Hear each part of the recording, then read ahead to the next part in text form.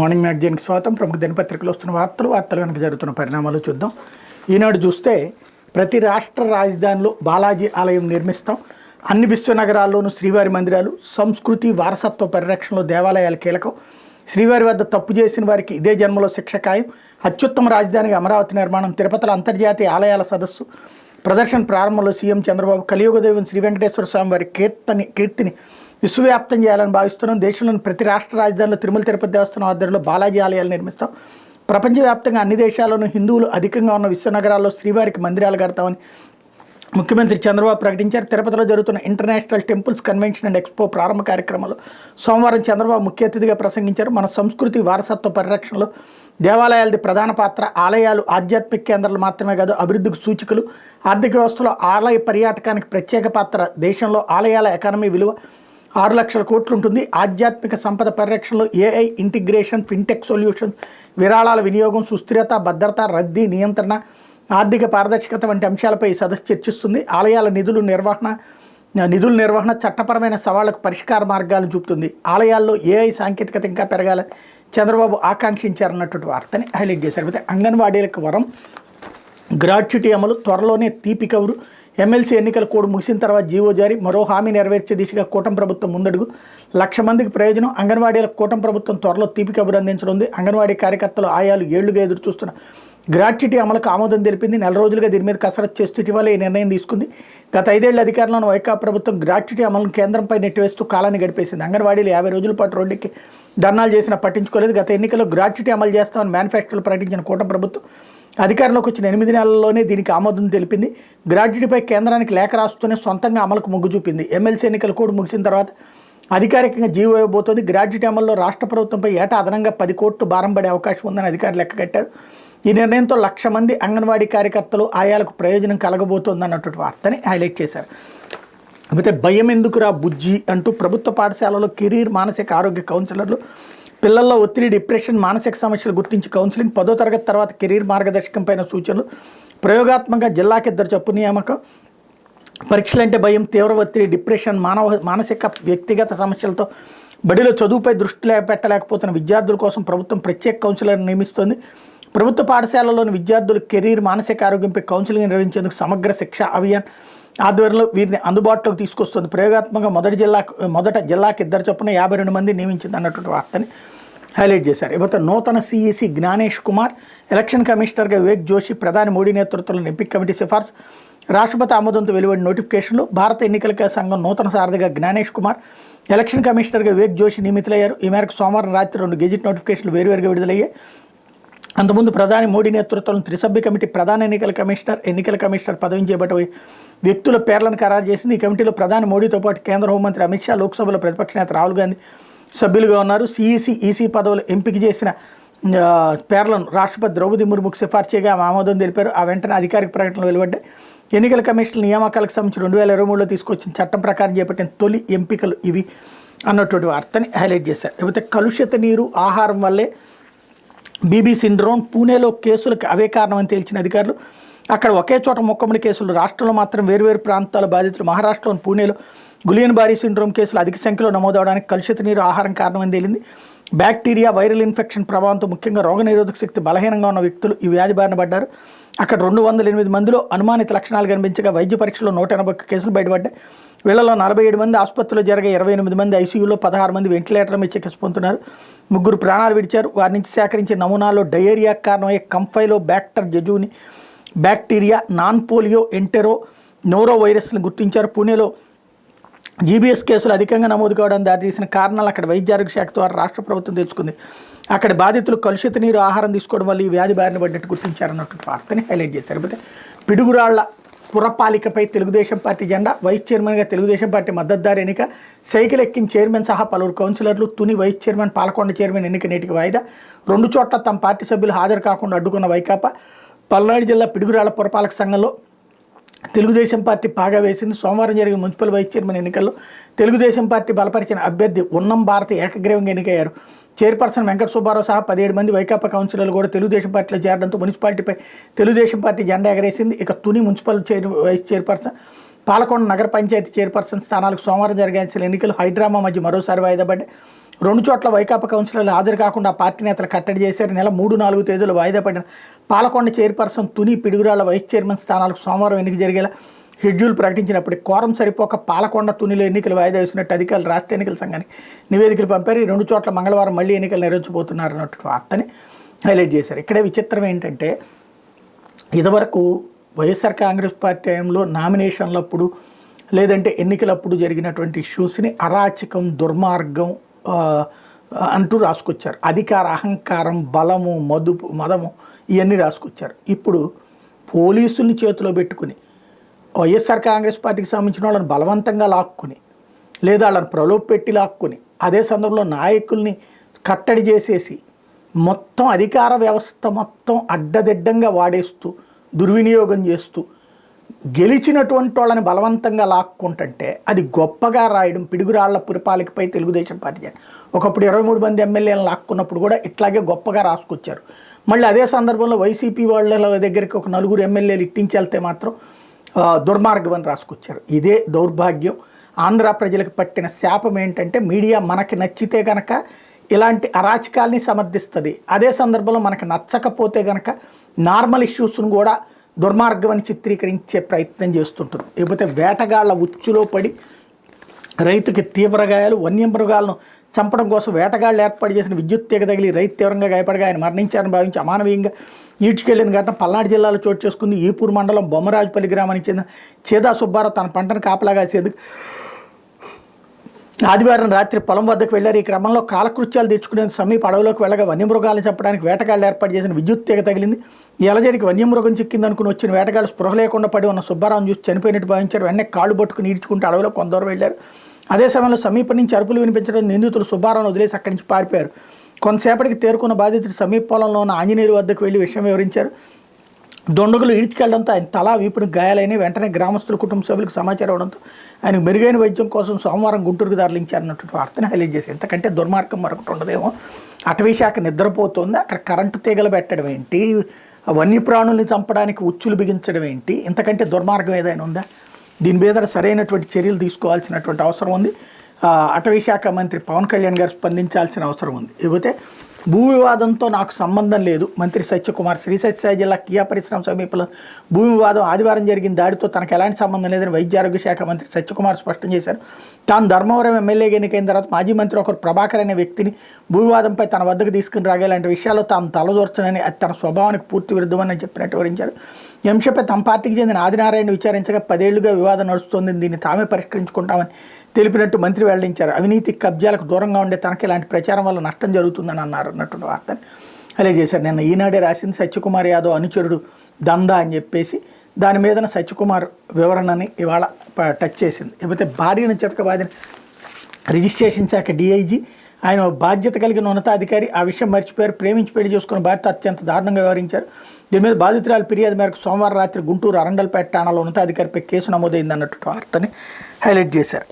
లేకపోతే సత్తెనపల్లి కోర్టులో లొంగిపోయిన వైకాపా నేత నందిగం సురేష్ రాజధాని అమరావతి మహిళలపై దాడి కేసు బెయిల్ మంజూరు చేసిన జడ్జి జై అమరావతి అని నినాదాలు చేయాలని కోరినందుకు రాజధాని అమరావతి ప్రాంత మహిళలపై దాడి చేయడమే కాకుండా వారి పట్ల అసభ్యంగా ప్రవర్తించిన కేసులో వైకాపా నేత మాజీ ఎంపీ నందిగం సురేష్ సోమవారం పల్నాడు జిల్లా సత్తెనపల్లిలో రెండో అదనపు జూనియర్ ప్రిన్సిపల్ సివిల్ జడ్జి కోర్టులో లొంగిపోయారు. 2020 ఫిబ్రవరి 23న అమరావతి మండలం లేమల్లె వద్ద రాజధానికి మద్దతుగా ఆందోళన చేస్తున్న మహిళలు యాక్షన్ కమిటీ సభ్యుల పట్ల అప్పటి ఎంపీ నందిగం సురేష్, ఎమ్మెల్సీ లేళ్ల అప్పిరెడ్డి అనుచితంగా ప్రవర్తించే దీనిపై విజయవాడ పడమట ప్రాంతానికి చెందిన మండవ మహాలక్ష్మి ఫిర్యాదు మేరకు వారిద్దరితో పాటు మరికొందరిపై అమరావతి పోలీస్ స్టేషన్లో కేసు నమోదైంది. ఈ కేసులో నిందితుడు నందిగం సురేష్ ప్రధాన సివిల్ జడ్జి తౌషీద్ హుస్సేన్ ఎదురు లొంగిపోయి బెయిల్ పిటిషన్ దాఖలు చేశారు. పిటిషన్ విచారించిన జడ్జి బెయిల్ మంజూరు చేశారన్నటువంటి వార్తని హైలైట్ చేశారు. లేకపోతే వైకాపా నేత ద్వారంపూడి అనుచరుల వేధింపులతో దళిత మహిళ ఆత్మహత్యాయత్నం, వీరి అన్యాయాలకు తట్టుకోలేక గతంలో ఆమె భర్త బలవన్మరణం అంటూ వైకాపా నేత మాజీ ఎమ్మెల్యే ద్వారంపూడి చంద్రశేఖర్ రెడ్డి అనుచరుల భూ కబ్జాల వేధింపులతో కాకినాడకి చెందిన దళిత మహిళ మండపల్లి శ్రీదేవి కలెక్టరేట్లో ఆత్మహత్యాయత్నానికి పాల్పడ్డారు.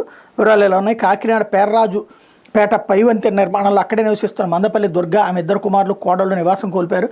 అప్పటి రెవెన్యూ అధికారుల సమీపంలోని విజ్ఞప్రెడ్డి శ్మశాన వాటిక వద్ద సర్వే నెంబర్ 91/1 టీఎస్ నెంబర్ 151/1లో 241 గజాల స్థలాన్ని పట్టారూపంలో వీళ్ళకిచ్చారు. షెడ్ వేసుకుని ఆ కుటుంబం ఉంటుంది. ఈ స్థలంపై కన్నేసిన వైకాపా నాయకులు తప్పుడు పత్రాలతో అక్రమంగా రిజిస్ట్రేషన్ చేయించుకుని ఇప్పుడు తమనే ఖాళీ చేయమంటున్నారని బాధితులు ఆరోపిస్తున్నారు. దుర్గ పెద్ద కోడలైన శ్రీదేవి న్యాయం చేయాలని కోరుతూ జిల్లా కలెక్టర్ షాన్మోహన్ కి సోమవారం మధ్యాహ్నం ఫిర్యాదు చేశారు. ఆ ఛాంబర్ నుంచి బయటకు వచ్చి పురుగుల మందు తాగారు గమనించిన కలెక్టరేట్ సిబ్బంది జీజీహెచ్కి తరలించారు. ప్రస్తుతం ఆరోగ్యం నిలకడగా ఉంది. శ్రీదేవి మాట్లాడుతూ తమ స్థలాన్ని వైకాపా నాయకులు గుర్రాల ప్రసాద్, అనిల్ కుమార్, నల్లమిల్లి వెంకటరామరెడ్డి కబ్జా చేయాలని యత్నిస్తున్నారని చంపేయాలని చూస్తున్నారని వారిపోయారు. రెండో పట్టణ పోలీసులతో వచ్చి బెదిరించి ఇల్లు ఖాళీ చేయమన్నారని తెలిపారు. వైకాపా ప్రభుత్వంలో తన భర్త రాజును పోలీస్ స్టేషన్కి నిత్యం పిలిచేవారని, నేతల వేధింపులు తట్టుకోలేక ఆయన 2023లో పురుగు మందు దాగి చనిపోయాడని విలపించారన్నట్టు వార్తని హైలైట్ చేశారు. లేకపోతే సాక్షి వచ్చేటప్పటికి సొంత గ్రూపులకే ఉపాధి అంటూ 50 మందితో శ్రమశక్తి సంఘంగా ఏర్పాటు చేసుకోవాలని కూటమి ప్రభుత్వం గ్రూపులుగా ఏర్పడిన కూలీలకే పనులు, సంఘం లీడర్గా మ్యాట్లు, వీరి పర్యవేక్షణలోనే సంఘాల వారీగా కూలీలకు పని కేటాయింపు, దీంతో నచ్చిన వారికే పనులు కేటాయించే అవకాశం, ఉపాధిలో ఆధిపత్యం కోసం దాడులు, ఏలూరు జిల్లాలో 8 మందికి గాయాలు, జాబ్ కార్డులు కోట్ల పని దినాల్లో నాడు వైఎస్ఆర్సీపీ ప్రభుత్వం రికార్డు, నేడు పథకంలో రాజకీయ జోక్యం, కూలీల ఉపాధికి గండిపడేటటువంటి ప్రమాదం అన్నటువంటి వార్తని హైలైట్ చేశారు. ఇందులో జాతీయ గ్రామీణ ఉపాధి హామీ పథకం పనుల ఆధిపత్యం కోసం 2 వర్గాల వారు పరస్పరం దాడులకు పాల్పడ్డారు. కత్తులు, కర్రలు, గుణపాలతో మూకమ్ముడిగా కొట్టుకుంటూ బీభత్సం సృష్టించారు. ఏలూరు రూరల్ మండలం మాదేపల్లి గురకలపేటలో సోమవారం జరిగిన ఈ ఘటనలో 8 మంది గాయపడ్డారు.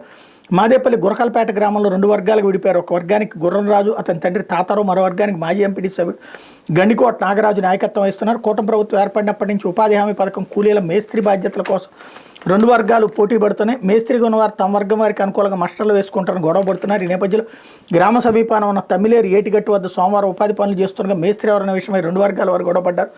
ఒక్కసారిగా 2 వర్గాల వారు కర్రలు, కత్తులు, గడ్డ పలుగులతో దాడులు చేసుకున్నారు. గుర్రంకొండ, అతని తమ్ముడు శివాజీకి తీవ్ర గాయాలై గుర్రంకొండ తల్లి రమణమ్మ, భార్య రాజేశ్వరి కూడా గాయపడ్డారు. మరో వర్గానికి చెందిన గండికోట నాగరాజు, తిరుపతి వెంకన్న, గుర్రం వెంకటేశ్వరరావు, గండికోట వీరబాబులకి తీవ్ర గాయాలయ్యాయి.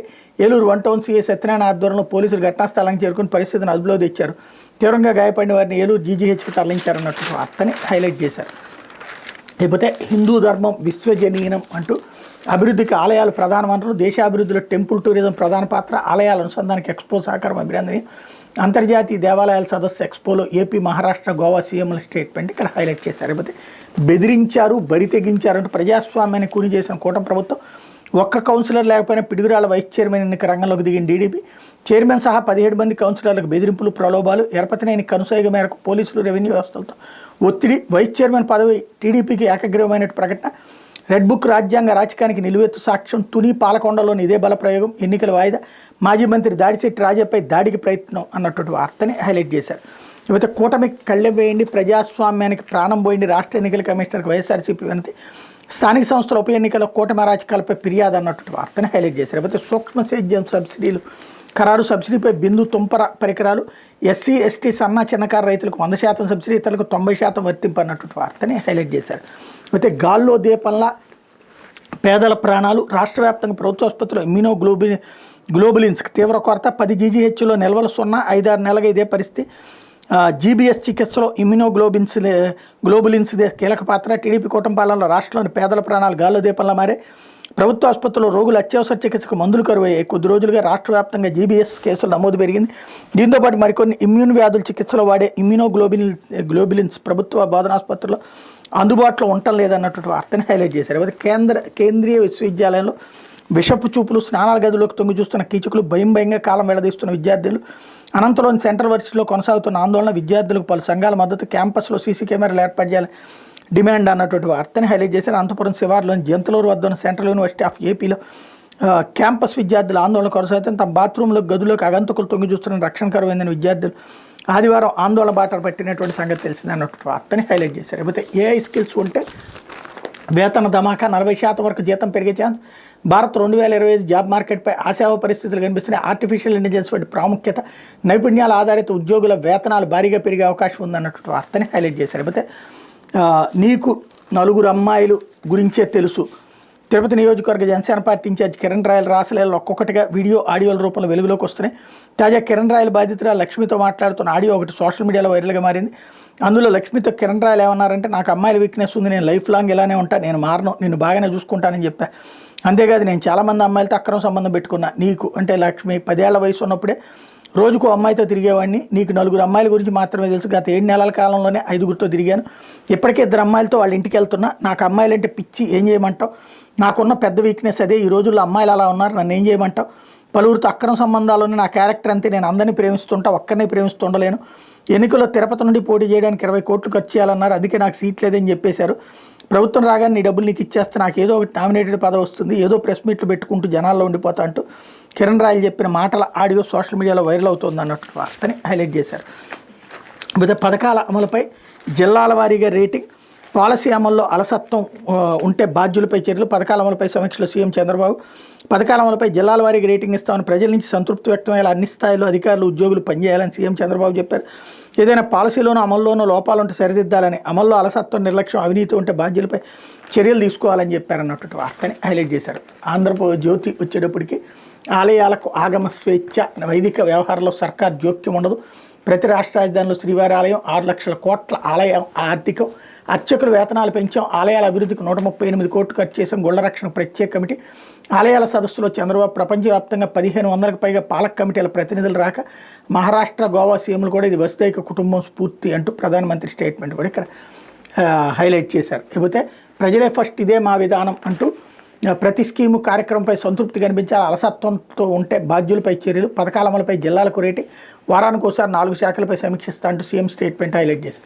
లేకపోతే సెకీతో సంకటం, కరెంటు కొంటే నష్టం, కొనుక్కుంటే కష్టం, జగన్ పెట్టిన ఒప్పంద పెతలాటకు, సౌర విద్యుత్ సరఫరాకు సెకీ సంసిద్ధత, రాష్ట్ర ప్రభుత్వానికి వరుస లేఖలు 2500 మెగావాట్ల పంపిణీకి రెడీ, కరెంటు కొనడానికి సిద్ధమా అని ప్రశ్న, అమలు చేస్తే 25 ఏళ్ల జనంపై భారం, 1,00,000 కోట్లకు పైగా చెల్లించాలి, రద్దు చేసుకుంటే 2,900 కోట్ల ఫైన్, అదనంగా బేసిక్ కస్టమ్స్ డ్యూటీ తేల్చుకోలేక ఇంధన శాఖ సతమతం, సీఎంతో చర్చించాక బదిలీ చేయొచ్చిన, నీలింగ్ ఛార్జీలు మినహాయించాలని కేంద్ర ప్రభుత్వాన్ని కోరే అవకాశం అంటూ వైఎస్ జగన్మోహన్ రెడ్డి ముందు వెనక ఆలోచించకుండా సోలార్ ఎనర్జీ కార్పొరేషన్ ఆఫ్ ఇండియాతో చేసుకున్న 7,000 మెగావాట్ల విద్యుత్ సరఫరా ఒప్పందం ఇప్పుడు రాష్ట్ర ప్రభుత్వానికి గుదిబండగా మారనుంది. దీని అమలుపై ఇంధన శాఖ తర్జన భర్జనలు పడుతుంది. అమలు చేస్తే 25 ఏళ్ల పాటు రాష్ట్ర ప్రజలపై మోయలేనంత భారం పడుతుంది.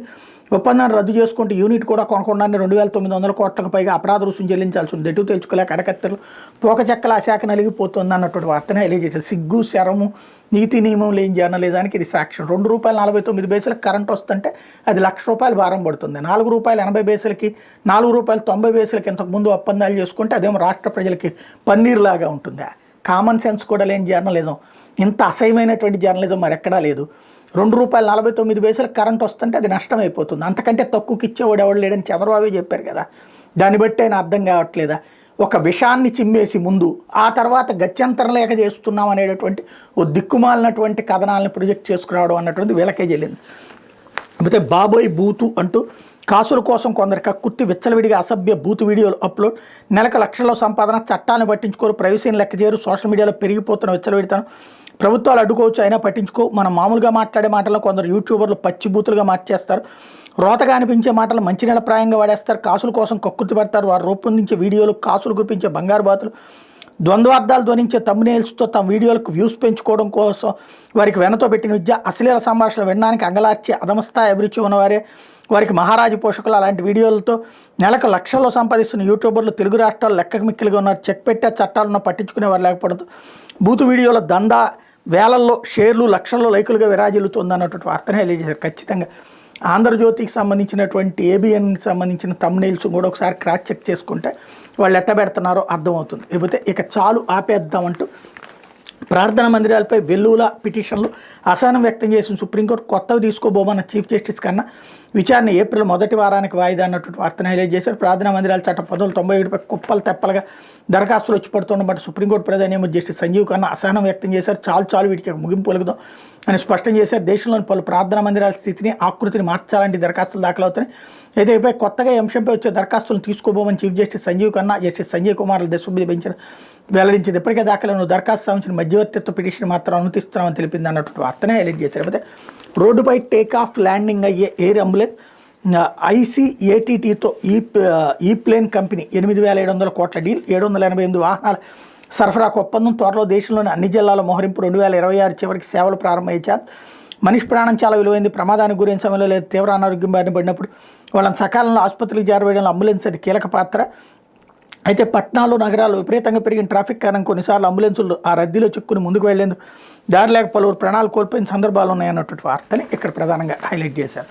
లేకపోతే సుప్రీం మార్గదర్శకాల మేరకే సీసీ కెమెరాలు ఏర్పాటు చేశారా, పోలీస్ స్టేషన్లను పరిశీలించి ఐటీ అధికారి నివేదిక ఇవ్వండి, డిఎస్పీలకు హైకోర్టు ఆదేశం, అదనపు అఫిడవిట్ దాఖలకు ఉత్తర్వులు, సుప్రీంకోర్టు మార్గదర్శకాలకు అనుగుణంగా రాష్ట్ర వ్యాప్తంగా ఉన్న పోలీస్ స్టేషన్లు జైళ్లలో సీసీ కెమెరాలు ఏర్పాటు చేశారని హైకోర్టు ప్రశ్నించింది. పోలీస్ స్టేషన్లో ఏర్పాటు చేసిన కెమెరాలు స్టేషన్ ప్రాంగణం మొత్తం రికార్డేలు ఏర్పాటు చేశారా లేదని ఆరా తీసింది. ఈ విషయాన్ని పరిశీలించి రాష్ట్ర స్థాయిలో ఐటీ విభాగాన్ని చూసి అధికారికి నివేదిక సమర్పించాలని రాష్ట్ర వ్యాప్తంగా ఉన్న డీఎస్పీలను ఆదేశించింది.